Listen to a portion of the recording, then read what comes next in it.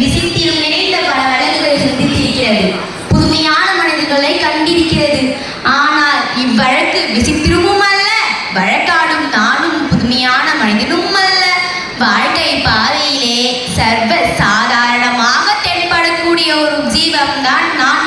கோவிலிலே குழப்பம் விளைவித்தேன், பூசாரியை தாக்கினேன், குற்றம் சாட்டப்பட்டிருக்கிறேன். இப்படியெல்லாம் நீங்கள் எதிர்பார்ப்பீர்கள் இதையெல்லாம் நான் மறுக்கப் போகிறேன் என்று. இல்லை, நிச்சயமாக இல்லை. கோவிலிலே குழப்பம் விளைவித்தேன். கோவில் கூடாது என்பதற்காக அல்ல, கோவில் கொடியவர்களின் கூடாரமாக இருக்கக்கூடாது என்பதற்காக.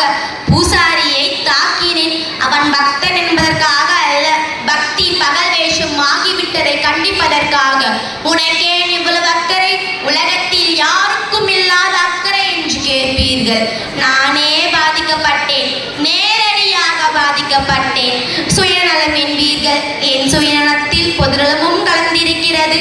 ஆகாரத்திற்காக அழுக்கை சாப்பிட்டு தடாகத்தை சுத்தப்படுத்துகிறதே மீன், அதுபோல என்னை குற்றவாளி என்கிறீர்களே. இந்த குற்றவாளியின் வாழ்க்கை பாதையில் கொஞ்சம் தூரம் பின்னோக்கி நடந்து பார்த்தால் அவன் கடந்து வந்துள்ள காட்டாறுகள் எவ்வளவு என்று கணக்கு பார்க்க முடியும்.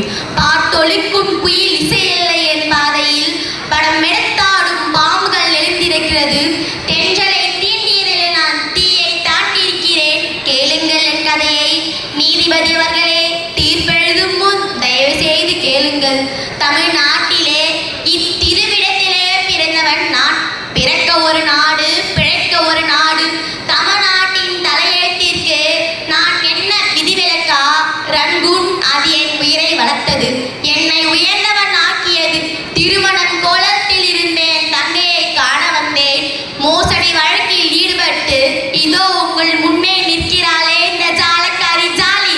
இவள் வலையில் விழுந்தவர்களில் நானும் ஒருவன். பணவெட்டியை பறிகொடுத்தேன், பசியால் மேலிந்தேன், நலிந்தேன், கடைசியில் பைத்தியமாக மாறினேன். காண வந்த தங்கையை கண்டேன், கண்ணற்ற ஓவியமாக, ஆம் கைம்பெண்ணாக. தங்கையின் பெயரோ கல்யாணி, மங்களகரமான பெயர். ஆனால் கழுத்தில் மாங்கல்யம் இல்லை. செழித்து வளர்ந்த குடும்பம் சீரழிந்து விட்டது. கையிலே பிள்ளை, கண்ணிலே நீர். கல்யாணி அலைந்தால் கல்யாணிக்காக நான் அலைந்தேன். கல்யாணிக்கு கருணை காட்டினார் பலர், அதில் காளைய சிலர் அவளுடைய காதலை கைமாறாக கேட்டனர்.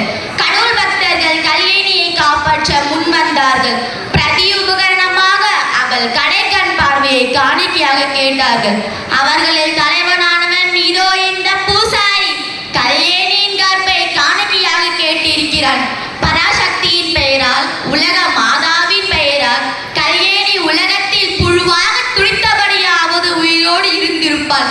அவளை தற்கொலை செய்ய தூண்டியது இந்த பூசாரித்தான். தன் குழந்தை இந்த இரக்கமற்ற உலகத்தில் விட்டு செல்ல அவள் விரும்பவில்லை. ஆதரவற்று தன் குழந்தை துடித்து சாகுவதை அவள் விரும்பவில்லை.